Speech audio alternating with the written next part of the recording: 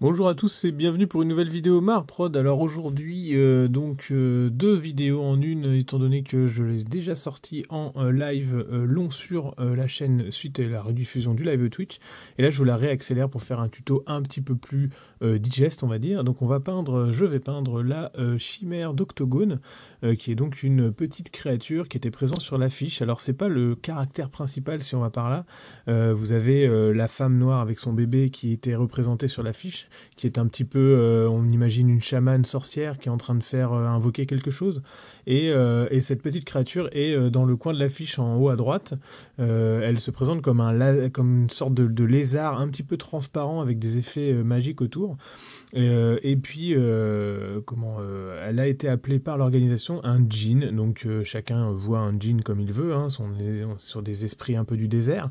Moi, ce que j'en ai fait, c'est que je l'ai un petit peu modifié, hein, je ne me refais pas, je suis obligé de modifier ce genre de figurine. Et ce que j'ai fait, c'est j'ai enlevé, il y avait un crâne à la base sur la base du socle, sur lequel saute la créature, et l'effet magique sortait de la bouche du crâne pour rejoindre la queue. Il y a des crânes sur l'affiche, mais je voyais pas trop le rapport avec le monde du jeu, on va dire, puisque c'est une figurine exclusive pour Octogone 13e édition qui s'est déroulée il y a maintenant quelques jours. Du coup, j'ai voulu modifier ça, donc j'ai enlevé le crâne, j'ai découpé proprement tout ça. C'était une figurine résine, et donc j'ai resculpté un D20 sur lequel vient sauter la figurine, et donc j'ai dû resculpter un petit peu les mains, et puis j'ai également enlevé les ailes avec pour idée dans la tête, après la peinture, de les rajouter en transparent, un petit peu comme sur le concept, donc vous verrez ça en fin de vidéo. Finalement, je travaille du bas vers le haut, hein, pour cette figurine. Je commence pas par la figurine elle-même, je commence plutôt par le socle. Avec une sorte, l'idée c'est de coller plus ou moins au schéma d'origine avec l'affiche dans la tête. Pour les couleurs, je pars sur un ocre un peu désert que je reteinte un petit peu avec du orange de chez Games Workshop, hein, et j'en profite pour faire un rappel sur la queue en haut de la créature, pour un petit peu suggérer le fait que cette créature soit transparente ou un petit peu caméléon, et qu'elle se mêle un petit peu à son environnement, en plus de l'effet magique qui va aussi avoir des couleurs un petit peu spéciales. Donc je travaille dans le frais, je mets mon ocre de base qui est de la peinture fondation dont le pot commence à vraiment vieillir malheureusement, parce que c'était une bonne peinture. Je ne sais pas si je pourrais en retrouver un de cette qualité, parce qu'elle ne sèche pas tellement, même si là elle arrive en fin de vie. Et par-dessus, je remets directement du orange avant que la peinture ne sèche, pour finalement faire des sortes de dégradés, ou de mêler un petit peu la peinture du orange un petit peu ocre désert des roches qu'on peut trouver dans ce genre d'environnement, et ça se mêle à la couleur de base. Après, je passe sur le dé. Alors là, je rajoute du rouge, et je travaille toujours avec mon ocre pour essayer de faire un dégradé. Donc en fait, un petit peu comme si le dé était sali par le socle, et donc je monte petit à petit ma couleur avec un dégradé de rouge vers le jaune en passant par le orange, pour faire un vrai effet un peu solaire, pour un petit peu concentrer le regard sur ce dé.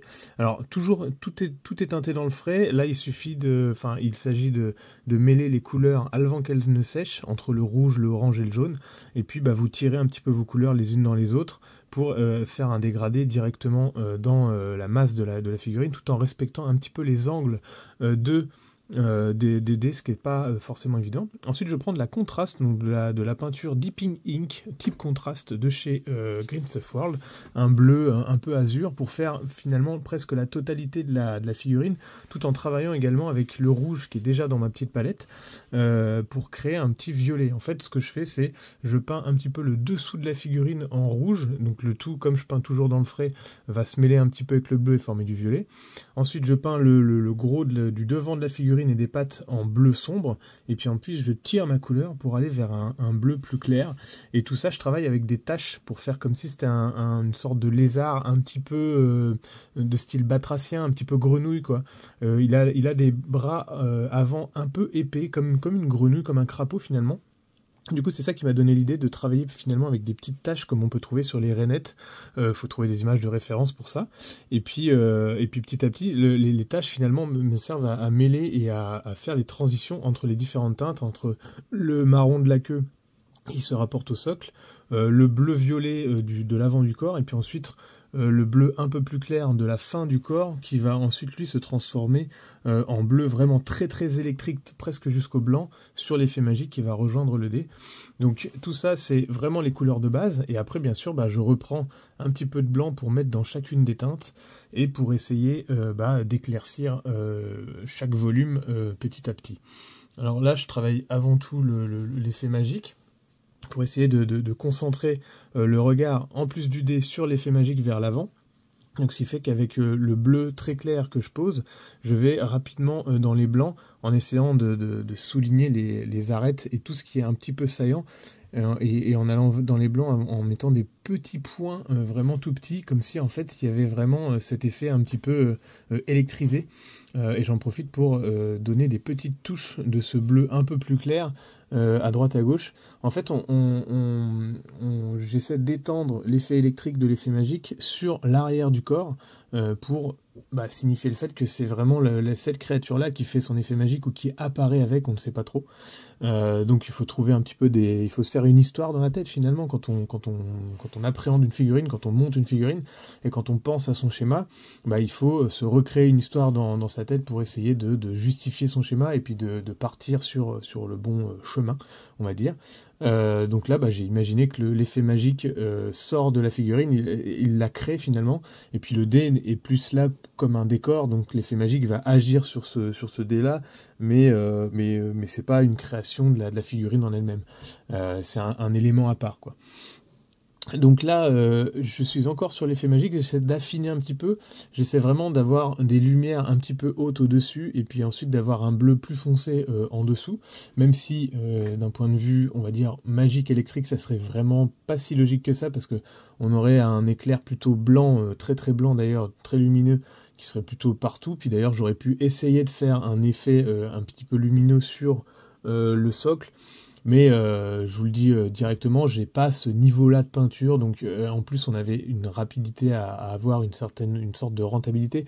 J'ai reçu la figurine assez tard, donc je devais me dépêcher de la peindre pour qu'elle soit prête pour la convention et qu'elle soit présentée avec les autres youtubeurs qui l'avaient reçue. Donc j'ai déjà passé 4 heures sur cette figurine, qui sont ici accélérées en 15 minutes. J'aurais pas vraiment pu aller plus, j'aurais pu essayer de faire un petit OSL sur le socle, mais j'avoue que sur le coup, alors je sais pas si j'ai le niveau, mais en plus j'y n'y ai vraiment pas pensé. Donc voilà, j'essaie de pousser un petit peu les éclaircissements, donc je reviens dans les violets, je reviens dans mon marron, avec un marron un petit peu plus clair, je reviens dans les violets avec des petites taches de rose, je vais jusqu'au rose avec du tentacle pink par exemple, pour ceux qui veulent les vieilles références de mes vieux pots, qui ne sont pas encore secs, non, pas tous en tout cas. Et puis pareil pour le bleu, alors là on est sur un Harryman Blue mais que je reteinte avec un peu de blanc. Ce que je fais c'est, j'ai pas vraiment de palette, comme je travaille dans le frais et que je travaille sur une figurine unique. Si je travaillais sur une armée entière ou une escouade, là je peux commencer à faire des mélanges dans une palette pour les garder et puis travailler un peu dans la longueur. Là sur une seule figurine, je me permets de travailler dans le frais directement avec des peintures sorties du pot. La dilution se fait avec le pinceau dans le pot d'eau, et puis j'ai un pot de blanc spécial mélange dans lequel je pioche des petites touches de blanc, donc je m'en fiche d'avoir de la peinture à l'intérieur de mon pot de blanc, j'ai un pot de blanc propre à côté si on va par là, et comme ça je me fais mes mélanges avec mon petit blanc directement dans les petits godets de mon pot de mélange. Alors là j'essaie de souligner les arêtes, de renforcer les arêtes du dé. Alors c'est assez balèze parce qu'en fait comme il y a un dégradé du rouge très très sombre, voire même presque marron à la base, et pour partir vers un rouge un peu plus clair, puis un orange et enfin un jaune très très clair, un Ionden Sun, il faut trouver la bonne arête. On ne peut pas éclaircir directement en blanc, il faut retrouver avant la couleur de l'arête dont on veut éclaircir. Par exemple, sur un rouge, sur le rouge très très sombre, je vais éclaircir au rouge un peu plus clair. Sur le rouge clair en lui-même, je vais éclaircir au orange. Sur le orange, je vais éclaircir en jaune. Et sur le jaune, je vais essayer d'éclaircir en blanc. Et ensuite, tout ça, je remêle mes peintures entre elles pour essayer de refaire des arêtes qui soient finalement cohérentes et que ça ne soit pas vu juste des arêtes brossées en blanc. Donc ça, c'était pas forcément évident. Et puis après, là, je trace les numéros. Alors bon, je ne respecte pas vraiment le schéma d'un D20. L'idée c'était de mettre le 13 en avant pour la 13e édition du festival, et ensuite de répartir les chiffres là où on pouvait, et surtout là où on pouvait accéder avec le pinceau.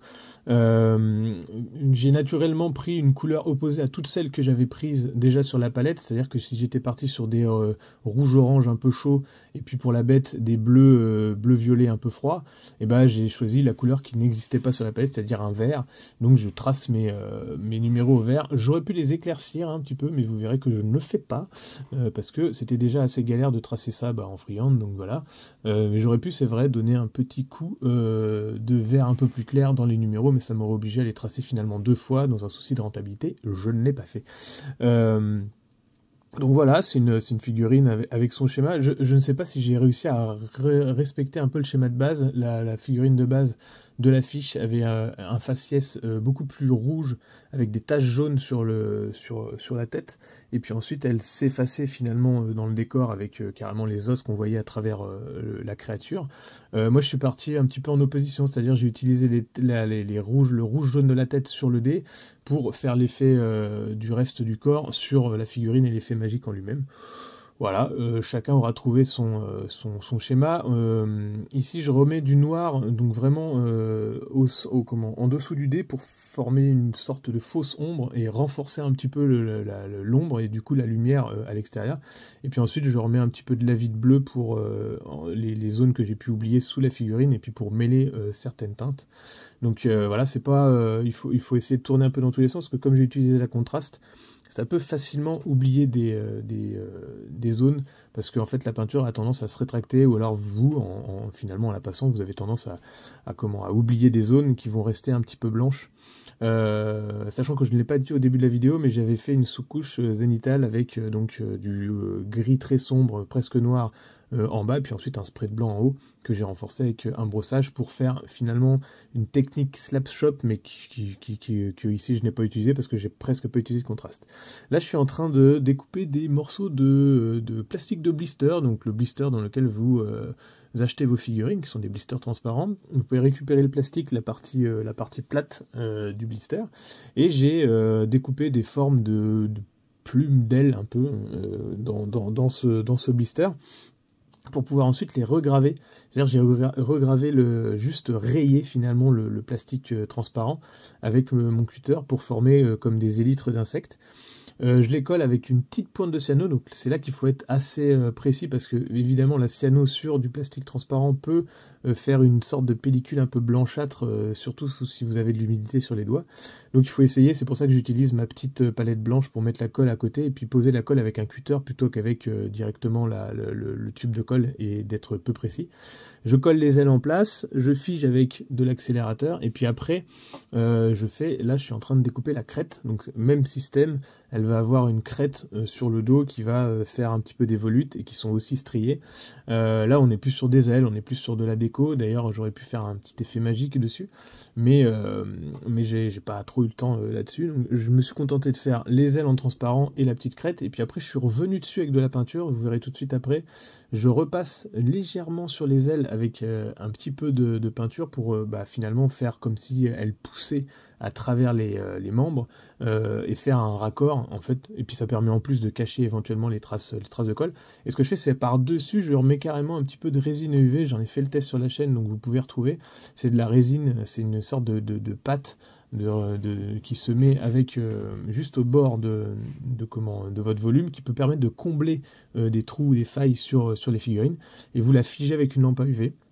Donc là, c'est ce que je vous disais, je suis en train de refaire les petits raccords sur les côtés de la figurine, et donc juste en poussant, finalement en reprenant la couleur sur laquelle la zone de plastique transparent est posée, je vais remettre quelques petites taches qui vont aller sur le plastique transparent pour finalement lier les deux matières entre elles, parce que sinon ça ferait juste un petit peu collé, un peu posé comme ça, et ça serait pas très judicieux. Et puis bien sûr à la fin, donc là vous voyez, je fais le petit raccord au mastic UV, et en fin de vidéo je pose des petites touffes d'herbe tranquillement à droite à gauche sur le socle, pour parfaire la figurine.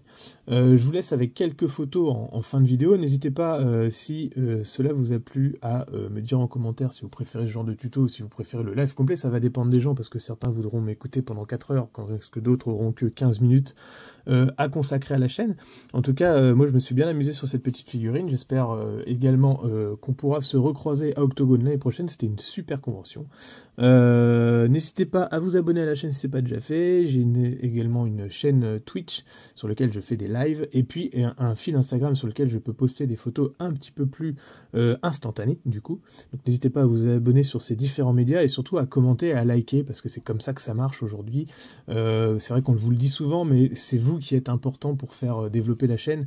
Nous on est là pour partager le contenu. Si vous derrière vous faites pas le travail finalement de partager notre création, malheureusement on n'est pas remis en avant par les algorithmes YouTube. Aujourd'hui c'est la merde, donc n'hésitez pas à nous aider. Merci les gars, allez à bientôt à tous et bon modélisme.